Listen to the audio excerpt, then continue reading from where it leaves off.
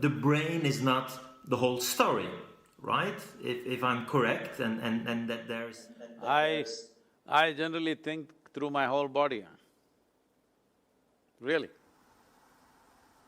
And that is true. That is why I can do 2 dozen things at the same time and don't feel any stress because I use every cell in my body.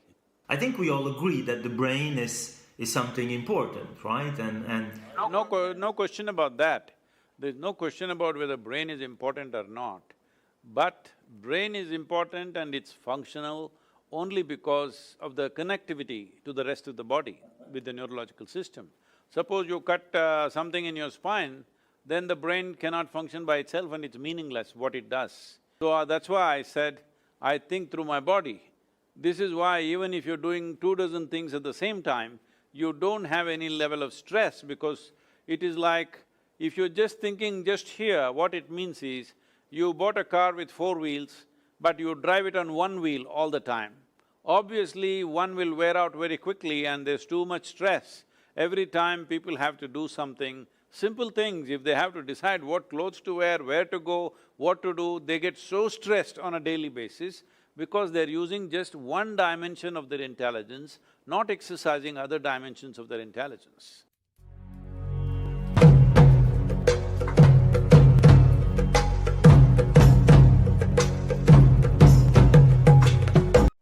Right now there is no experience of life. Largely you're just a bundle of thought, emotion, ideas, opinions and prejudices. Your psychological drama is being mistaken for life. You must see how people die. It's very important.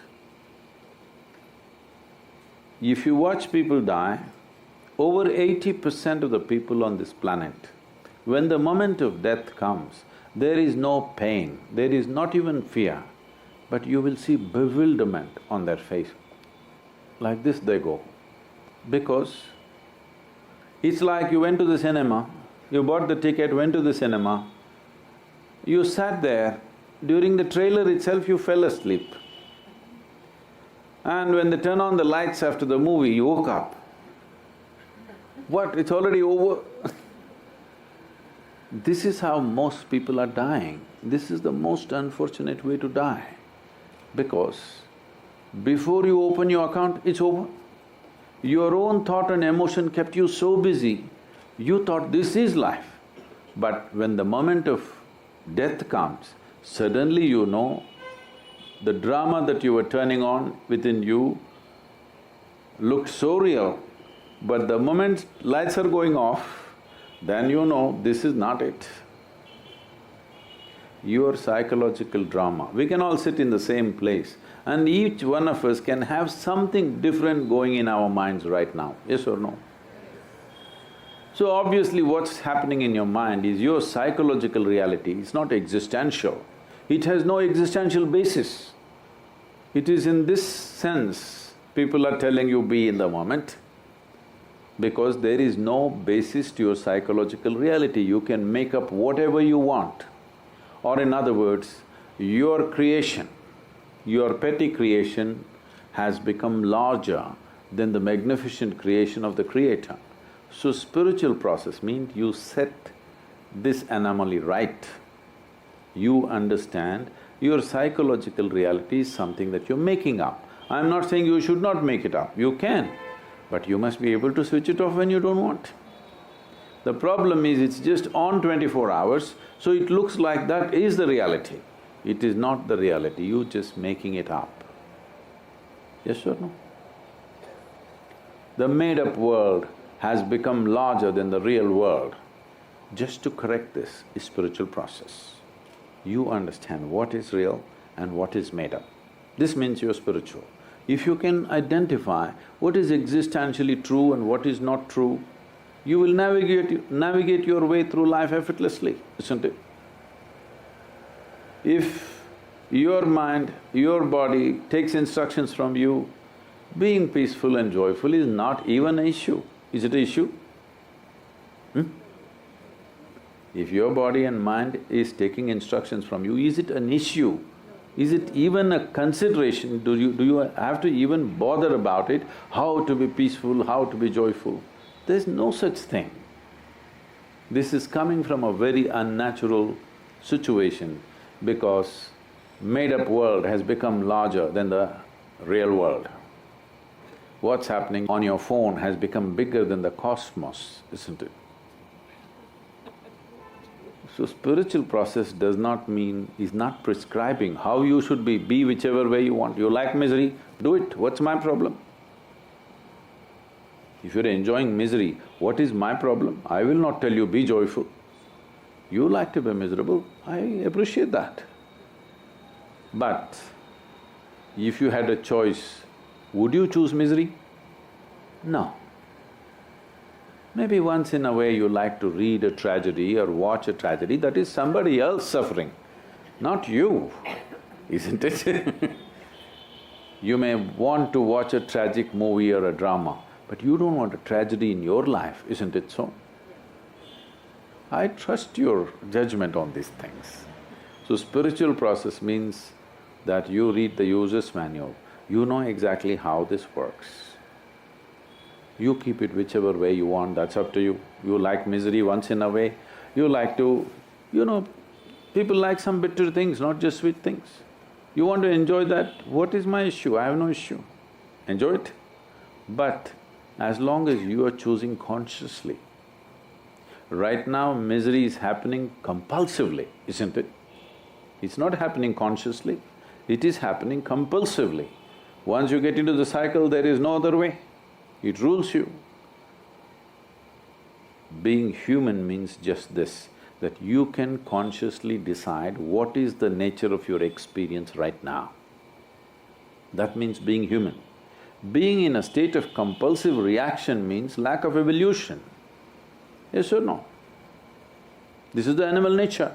They can't help it. They have to be in a compulsive state of reaction. That's the only way they can exist. That is their nature right now. Being human means everything that animals do, you also do. They eat, they sleep, you sleep, they reproduce, you reproduce, they die, you die. Only thing is, we can conduct the same things that they do compulsively, we can do it consciously. That's the big difference, isn't it? Yes or no? Yes. If you do not exercise that one thing, that you can conduct yourself consciously, it is a backward step in the evolutionary process. So spiritual process means a forward step in the evolutionary process. That means everything is conscious for you, nothing is unconscious. The very way you sit, stand, breathe, everything has become conscious for you.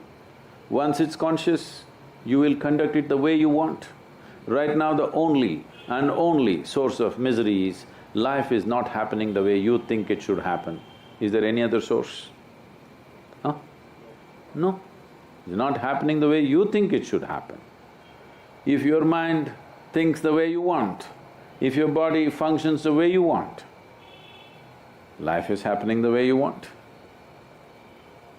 That's spiritual process. Refer to the yogic sciences. And so,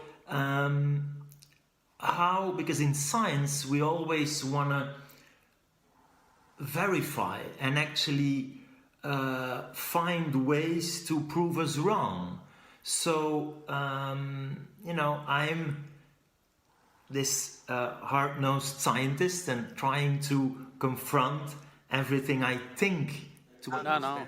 Hard nose is not a good thing during the COVID time, huh? It's not a good thing to have a hard nose. But so this, way of looking at nature and to make objective observations and then to verify and so to come up with theories of the mind that have explanatory value, that have predictive value. So I'm a bit surprised you call it in that way sciences, in as I maybe understand it's something you have experienced, which is for me as a scientist the next big challenge, to somehow reconnect with a form of spirituality.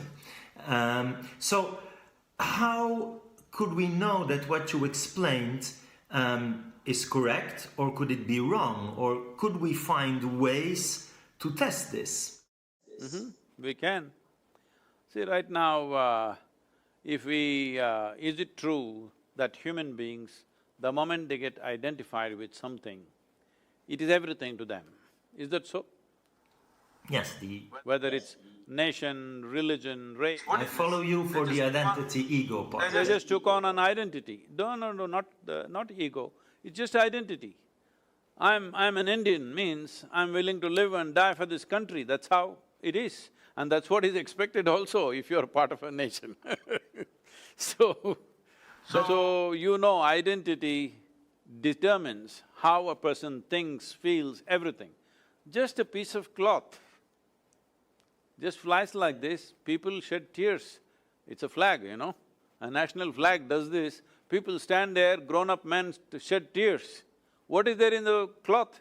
There is nothing, it's just the identity that you have taken on which makes you feel like this. So entire human experience is determined by an identity that one takes. When one sleeps, there is no identity. When dreams, there is identity, but in sleep there is no identity, in death there is no identity. Well, you can always talk about your anesthesia and there is no identity. I'm not the person to talk about that. But I'm saying in conscious experience of life, one's identity is determining everything. Well, does it show up in your blood, does it show up in your chemical analysis? I don't know, that's for you guys to say. But it is a fact that people's way of thinking, feeling, working and how they live is determined by their identity. So is it scientific enough, I'm asking? When the whole world is demonstrating it. So the next thing is memory, the manas. Now,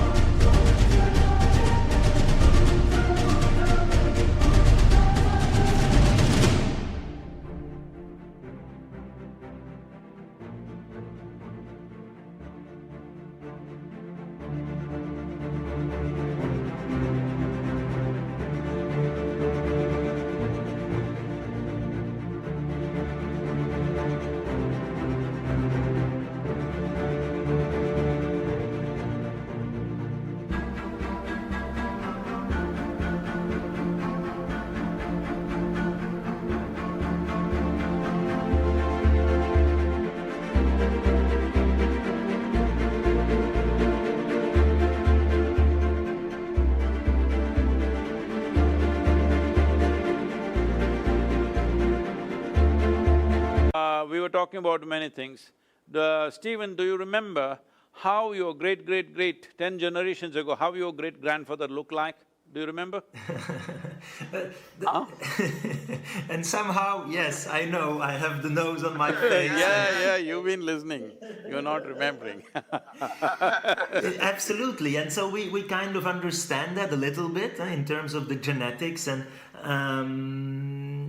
as you say, it all comes down somehow to the language we use, and then it can become very confusing. But so, in terms of your comparison to my brain and my iPhone and the way it deals with data, I think there's something fundamentally different with how I… No, it is a question of lack of complexity and sophistication when it comes to the iPhone. It is not as sophisticated and complex as your intellect. I did not use the word brain.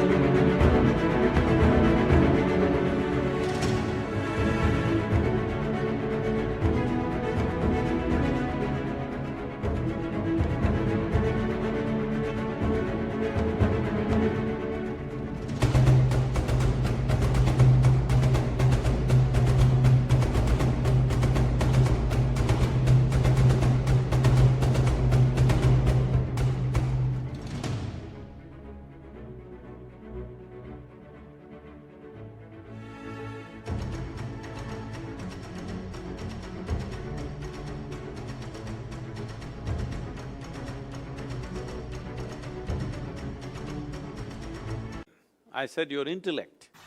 The difference between the iPhone and the data processing and us having feelings, right? My iPhone is not… No, that's not what I said. I said between your intellect, see this is the problem. Right now, English language is using the word mind in a very general term.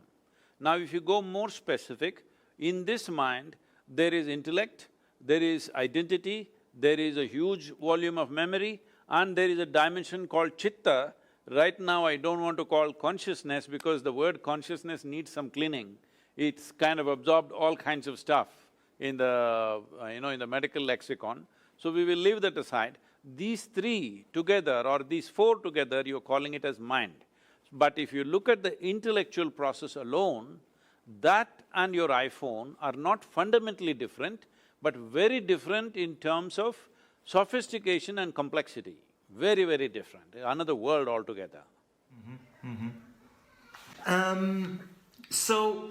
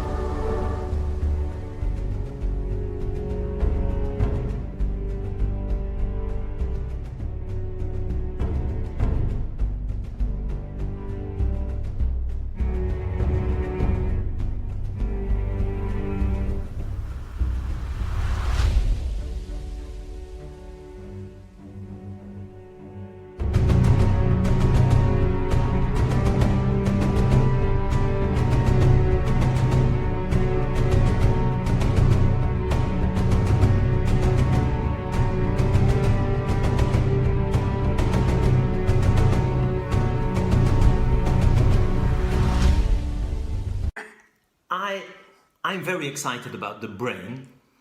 It's my favorite organ. That one you have on the table or… That one I have up there. Not on the table. Because… No, because that seems to have more grey matter, that's why I asked you. That is maybe true, because this is the brain of a experienced meditator and I'm just an amateur.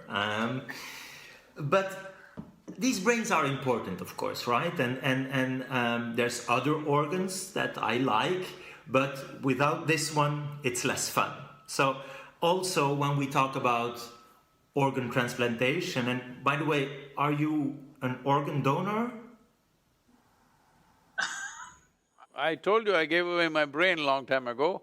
I also gave away my heart. No, but seriously, it's because you have so many followers. So, we redefine death and we now have brain death criteria, and there's…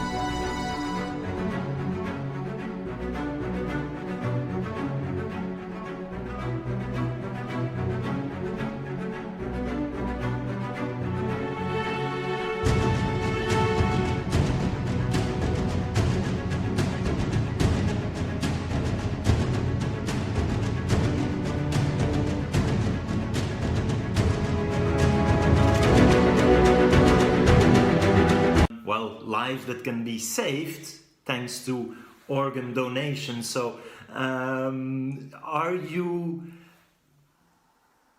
okay to, after death, give your organs?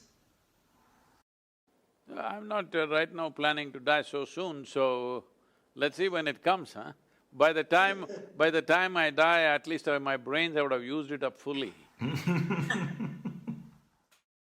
Stephen, I thought I will… sorry, go ahead, Stephen. No.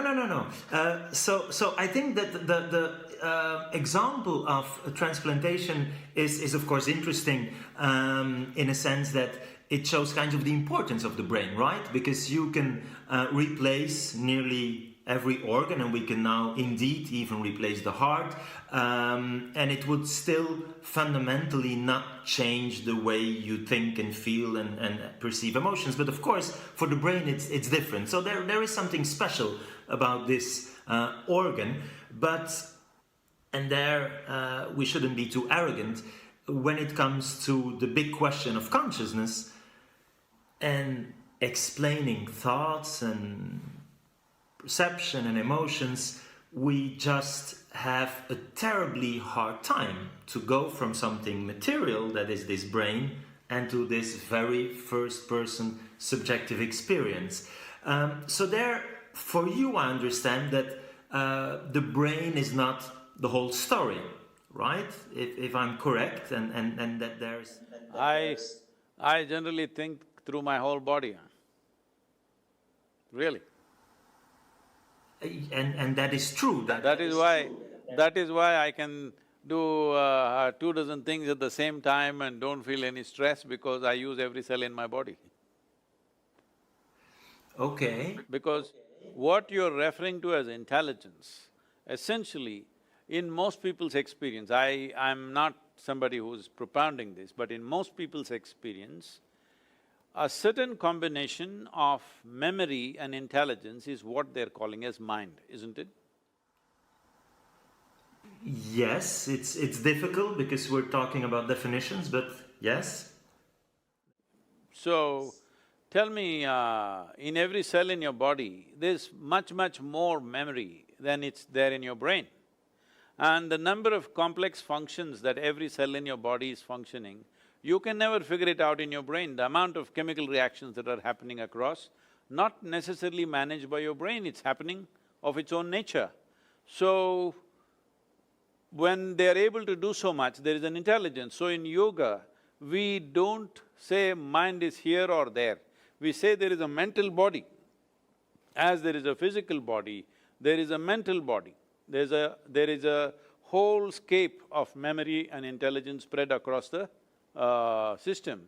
But now I believe, we've always given a lot of significance to this, but I understand now these days doctors are saying there is quite a bit of brain in the stomach.